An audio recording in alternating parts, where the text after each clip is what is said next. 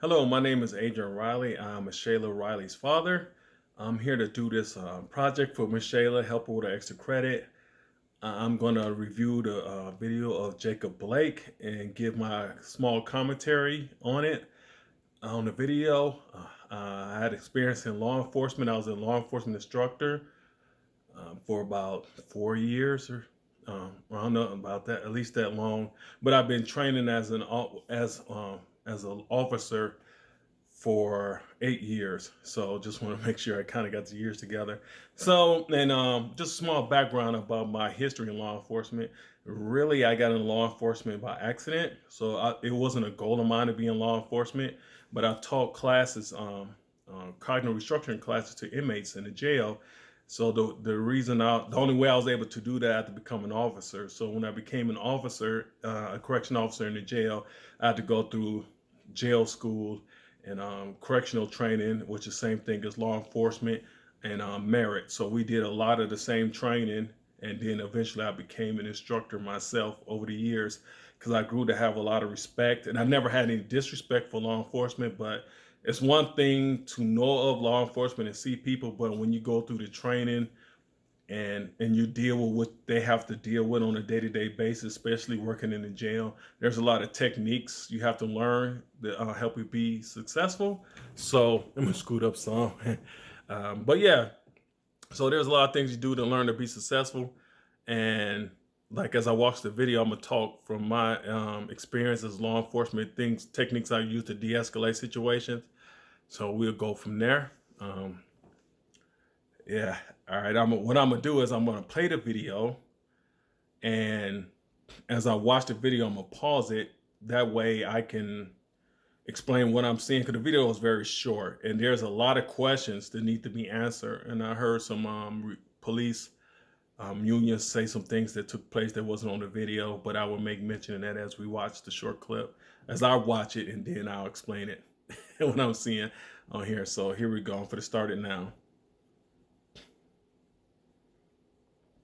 Okay, I'm pausing. The first thing I see there are, when you first see the video, like one thing I don't know is how they approach the scene. Like the first thing was said, according to the police report or the police reunion reported out that they said that they attempted to tase him twice.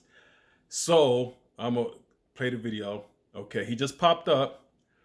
When you watch the video and you listen to the audio, you can hear a taser discharge or it sound like one's being discharged.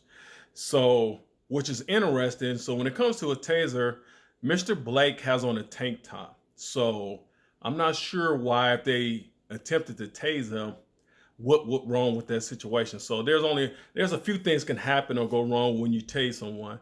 So when you just deploy a taser, the taser self can malfunction, or when the taser shoots out. So if I on the side, when the taser fires, one prong goes this way and the other prong goes at an angle to create a spread. Like, let me make sure you can see that. So it'll go this way to create a spread. So because the wider the spread, the more immobile the person will become. So so when they fire the taser and him having on a tank top, either the prongs didn't penetrate the skin, because that's what it needs to happen to have a connection, or only one connect, so you will feel it, it will hurt. But if you have two connection, the points will hit and then they will make a current this way, and that's when the person locks up or keeps them from moving. So they said they deployed a taser twice. Like, I'm not sure what happened, because I don't know why it wasn't a connection, but it seemed like he got up. Or when, because once a taser is deployed and you hit, it goes for 5 seconds, and you're not moving for 5 seconds. You might squirm or something to that effect, especially if it's a good spread. And I know this from experience because I was tased, so I know what it's like to be tased. And I did that for a reason, to experience that before even I would be conscious of, before I had to tase someone, which in all the years in law enforcement, I never had to do that because I done really well with de-escalating.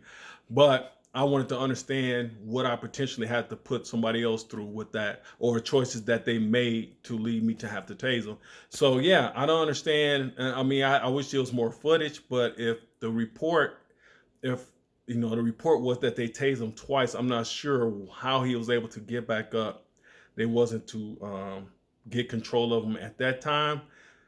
But yeah, I just not understanding what was going on with that. So as a result, so you see him pop up, you see the three officers, and I believe, if I'm here properly, one of the tasers was deployed, but for some reason he was still walking. So either they totally missed or it wasn't a good connection, but he was still walking. Because trust me, if the taser hit you properly, you're not going anywhere. So he's walking around the vehicle. They're giving him verbal commands, stop, stop, stop. He turns, open up the door, he reaches down.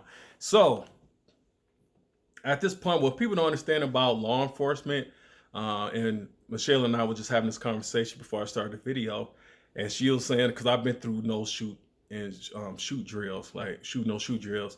So she asked me personally, would you shoot somebody who has a knife? Because it was reported, and you can't hardly see it make it on the video, but it was reported he had a knife even when he was walking around the vehicle. So she asked me, she said, Daddy, would you shoot someone who has a knife? And I said, well, it all depends what they're doing with the knife. If they're just sitting there with it or just some, I'll try to have a conversation, which I'm going to discuss de-escalation in a second. I said, now, if they charging me with the knife and I have my firearm out already, or I have, it all depends on what I have out. Chances are I had a taser first. But yeah, I said I would shoot him because, a knife is a very dangerous weapon. Some law enforcement, if you ask one, you find one, ask them, what would you rather, what would you prefer, to be stabbed or be shot? A lot of them say they'd rather be shot than be stabbed. Like, a knife is very, very dangerous. And certain school of thoughts in combat or hand-to-hand combat, they're like, charge a gun, run from a knife. Like, literally, it's very, very difficult to defend a knife. And if you're able to successfully, and I use that loosely, defend yourself against somebody's wielding a knife, you're going to get cut, and you're going to get cut and stabbed extremely bad. So, I mean, we train with plastic knives, but yeah, and they'll leave marks. They're the type that will leave a mark on you. And yeah, I mean, it's very difficult to defend against a knife. So just imagine a person fighting you, and just imagine a knife in their hand. So it's very difficult to do. So yeah, that's what's called lethal force situation, because you can potentially die. So that's where, yes, I say yes, I would, under certain circumstances. If he's charging me or attacking me before they get to me, yes, I will discharge the firearm and shoot the person. So with that being said, as he was walking around the vehicle, like I said, I don't understand why the taser didn't work, and he was walking around the vehicle. If he had a knife on his person, that you don't want to grab him because he could turn around and stab you or something. Or I don't know why they didn't try to deploy the taser again. And, it doesn't matter, because when you look at the video, it's a very short video anyway. So you have a split second to trying to make decisions. Should I switch from the gun to the taser? Like, you're just now you're reacting what we call the highest level of training, when your adrenaline is up and everything. It's just like, however you train the most is how you're going to respond in that moment. So that's why training is very important, and always continuously training yourself and putting yourself through those type of scenarios, something close to that, before you can train how to respond to that. So when Mr. Blake reaches into the car, something else, another principle kicks in. So you don't know what he's reaching for. So there's a thing called reaction. So action is faster than reaction. So they're like, well, why would they shoot him? Because when someone reaches for something, by the time they turn around, let's say they have a wallet or a house shoe, whatever they have, by the time your brain identifies what that is, if it's a gun, as soon as you turn around and say, hey, it's a gun, you're already shot, because action is faster than reaction. They're already in action. So to sit there and wait, trying to identify, oh, that's a gun, I need to shoot, it's too late. Like, by the time your mind maneuver that, it's too late. So you put an officer really in a bad predicament when you're not compliant and you move it, and then you reach for something. They're not going to wait to see what you pull out. Like, because this is the thing. If you're not responding to verbal command, you're not listening, you're not complying, you walk around a vehicle or anything, and everything is saying that you're not going to comply, And then that means you're an automatic threat. Because why isn't this guy compliant? And they're not having a conversation now. The guy's just moving and they're yelling verbal commands to do things, and then you just reach into a car or reach into something and you don't know what's pulling out. Like the officer, it's only two things you can do: pray and hope they pull out a teddy bear or so. I don't know what you think they're gonna pull out, but or they might shoot me and kill me, and that means I can't go home. I can't, I'm gonna be dead. So that's hard. That's a very hard decision that you have to make in less than a second. Because again, you either have to react before they do, and if they pull out something that's lethal, you're not gonna have time to react. It's just that simple. It's that's not even biologically possible. And that's why we train that action is faster than reaction, because that is a biological fact. That's how it is. So unless you are really like, if you train in martial arts, and I've done, so you have to be really almost anticipating a punch or something. Like there's tail signs, but still you train in a way to move away from or dodge anything. So if that person reach and they turn around, you know, it just yeah, that's just a hairy situation. So another thing, why the officer may have people question they may have why he shoots so many times. Sometimes it's called an adrenaline dump. So for instance, if a person shoots, like when you get, oh no, this person might kill me. So when you turn around, you thinking in your mind, this person may kill me. That would drop a bunch of adrenaline into your body, and so with that dump into your system, you will like tense up, or you will, So when the shots was fired, it just pop, pop. It just like, and I guarantee you, if you was to interview him, he didn't even realize how many times he's probably shot. Like he just didn't even know. Like he was, I'm gonna make sure I shoot him 7 times. No, because when adrenaline hits you, it's just a dump, and so you will just respond in a joke situation. I've been with officers where they thought they had sprayed. There was a pepper spraying individual, and they thought like they literally just sprayed almost the whole can, which is not necessary. But because they had the adrenaline dump, because it was like something happened, and they didn't even realize that they held it that long. And that happens, and that's what training come in as. So you do as much real scenario training. So when that happens in training, you learn how to train past that. And what I know as a law enforcement officer, that a lot of agencies don't train enough for various reasons. But I won't get into that now.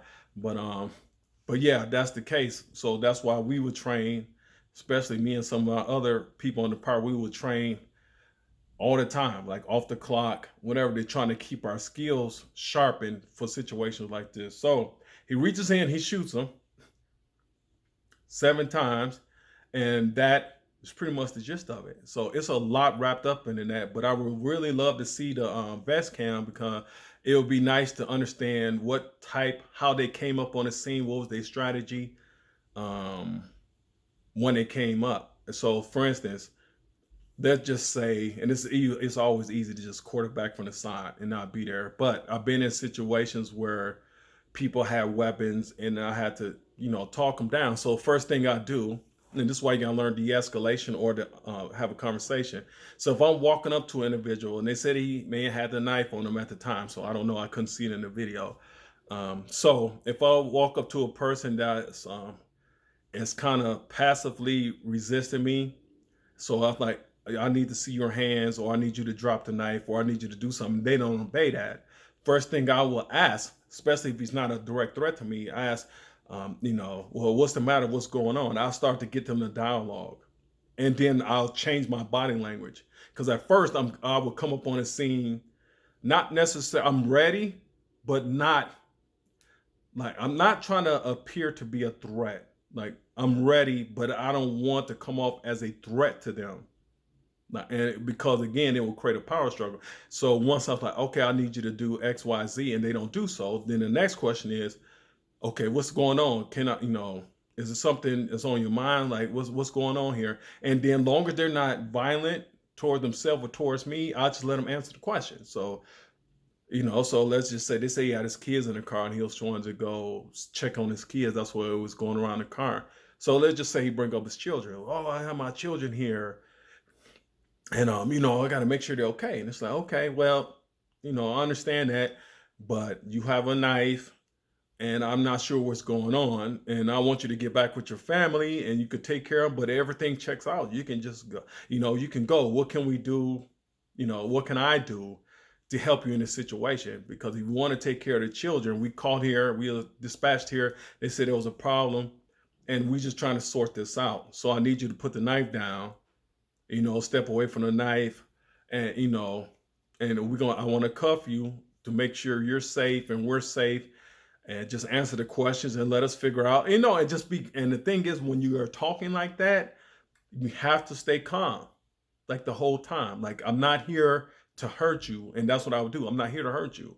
I'm here. I don't know what's going on. Like, and then just kind of level with them and just tell them these are the options, and then see what they say. So if they comply to put the knife down, you're able to cuff them, or if not, no, just I don't want to put the knife down, or no, I don't want to do that. And you just you ask again. It's just like, okay, well, what? Ask them, like, what do you think we can do to resolve this? Because I have to question you. I have to, but and I will keep bringing it back. I want you to get back to your family, but that can't happen until we get to the bottom of it, and then repeat, like, what you're trying to do, what you're trying to accomplish and just keep re-emphasizing that, yeah, I'm trying to get you to what you want. This is what you want. If everything's okay, you can have that. But I'm always giving them the option. That way they don't feel powerless. So I'm trying to overpower them. So, and that's why a lot of times when I was addressed with certain situations or fights or potential demonstration they were calling in the jail where they basically could start a riot, I will always make sure they had the control. Like, I didn't need to have it. I'm the officer. I know what I can do. I know. So my job is to try to get them and let them know I'm actually here to help. But there's guidelines to this. And then if we don't meet the guidelines, then I might have to, and I'll tell them eventually, then I may have to tase you. I may have to do something, because this was happening. But I always want the ball in their court. They have to make the decision. And so that's what I try to do in those situations. So whenever I would go into a situation, no matter how, like, yeah, it's a fight here or this going on, like, even when I'm going to a situation, I would keep myself calm. Like, I'm ready, but calm.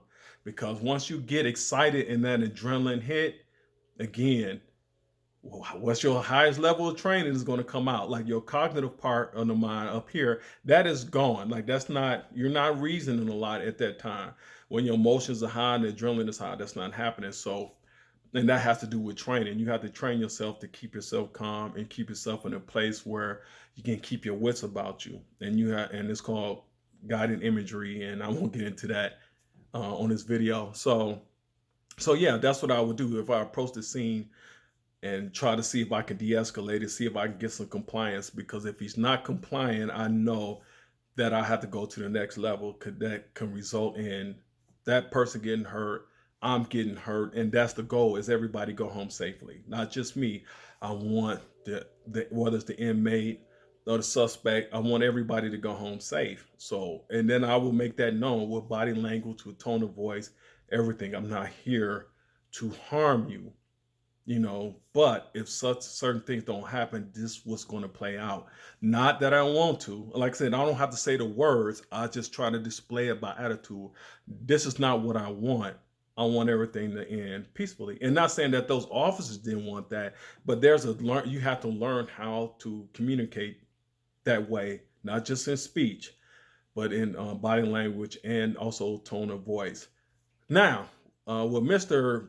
Jacob Blake, in his situation, to speak on him, I'm really confused about the videos. I watched hundreds of videos because as an instructor, you watch videos where you can critique and learn techniques and try to improve on things, even when things are done well. How can we do them even better, or how do you correct mistakes in the field? Like, if you see them mistakes in the field, you try to bring it back and say, how can we prevent making those mistakes?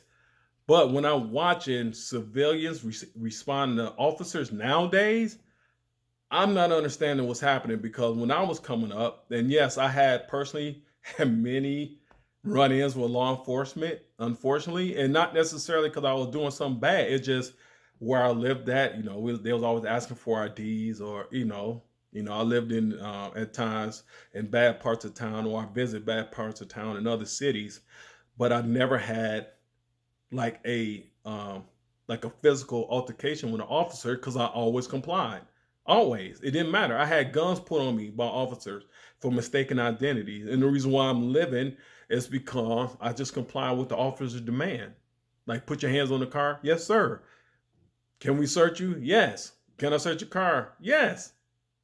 I didn't ask him why you need to see my ID. It didn't matter why you need to see my ID. He asked for it and I'm giving it to him because let's just say for argument's sake, if I'm asking why you need to see my ID and he says something I don't like, what, I'm not gonna give it to him now? Like, nah, 'cause I'm still gonna give it to him, or they still gonna ask. So I never understood, like I kept seeing this in video, and even in his case. So when they gave the verbal commands, and we see it on videos time and time again, officers shooting people, and they saying, oh, they always killing black people, shooting black people. So my thing is, if we know that or believe that, why are we not complying? Why are we putting ourselves in a position where you can be shot? I mean, you're reaching in a vehicle, and what do you think is going to happen? So that's why I'm understanding what was going on in Jacob's mind, Mr. Blake's mind, because I don't understand why he just didn't comply at all. It'd be nice to know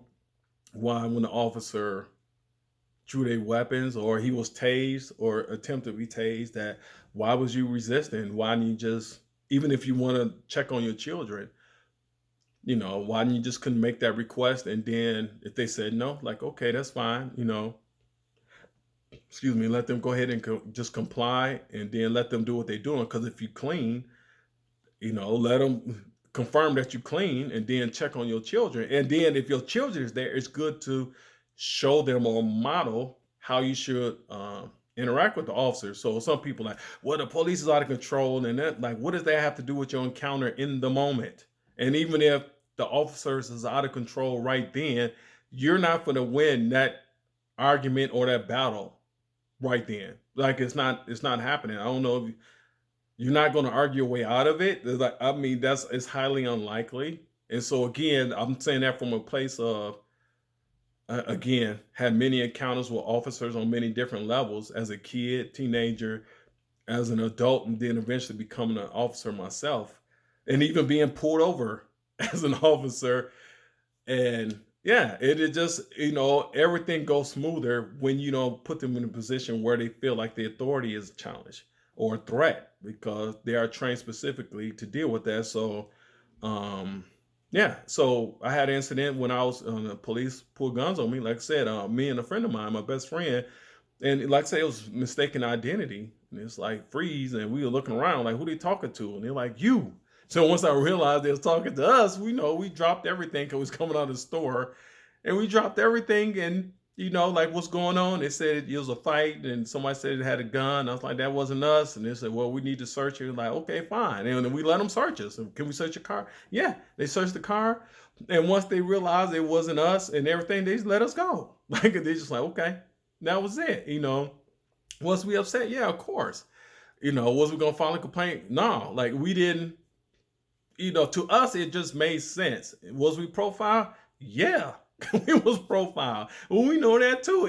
But yeah, we was profiled. Of course we was profiled, especially where we was at the time. I won't get into that. But yeah, we knew it. But it didn't seem entirely unjust. Like, it made sense. And I knew they wasn't, if they wanted to do us harm, they could have did us harm. It was that simple. And we knew that. We knew they was actually doing their job in the moment, even though we didn't like it. And of course, we didn't feel good having guns pointed at you, because once they did their job, they let us go. Because they didn't have anything. And they didn't try to make anything up. Not saying that stuff don't happen, because I know people where that happened, where officers plant people and stuff like years ago. And yes, and it was proven. But that's what I'm saying. But what made even them get out of that, because of how they carried themselves with the officer at the time. They never was unseemly, or they was never, disrespectful, like, or anything like that. So that worked in their favor. So hopefully this helps out. I may make another video if this is too long. But yeah. But to be honest, I just don't understand why Mr. Blake just couldn't comply. And all the other videos I watched, a lot of them where harm came to him they didn't comply. Like, and I just don't understand it. With all the video footage we have on YouTube and things, I haven't seen too many where someone not complied and things worked out well. So when we was growing up, we didn't have YouTube, and we just knew from hearing what happened to other people by responding in a way that wasn't compliant. We just had to hear it, and we just like, well, I'm not gonna get scraped up or shot up. I'm just gonna comply. But now there's video footage of people not complying and things not going well. There's also footage of people complying and it didn't go well, but the odds is in your favor if you comply versus not complying. Like, I don't understand why you want to create a power struggle with an officer. Like, I don't understand that. I wish I could talk to him. And I even, matter of fact, when I was um working in the facility where I was working at, and I would talk to him later, like, well, what was going on? Like, like if I couldn't, like if I'm coming to a scene and everything's already happening, and then later I would ask them, well, what was going on? Like, or what was happening, and then I would teach them, like, this is how, if you have a concern or whatever, this is how a pro-social way you can get that handled in the future versus, being restrained or things like that. So, and that's it. And I'll just teach the skill. I wouldn't tell them they was dumb or whatever. I would just try to help them navigate through a situation with an officer or a person in authority in the future, because that's my goal. Is just to help people survive encounters and just make it through life the best way they can. So hopefully this helped. I was trying to not make it too long at 26 minutes, but yeah, if you have any questions or any discussions, like I'm president of Social Keys, and that's one of the things I do. I facilitate community discussions, facilitate groups. I have any conversation about anything because that's what I do. One of the things I do for a living. So yeah, I'm glad I was able to do this video. If you have any questions or comments, get a hold of Miss Shayla. I'll be more than happy to come and talk to you personally, or whatever else you want me to do, or do another video in the future. But thank you for the opportunity.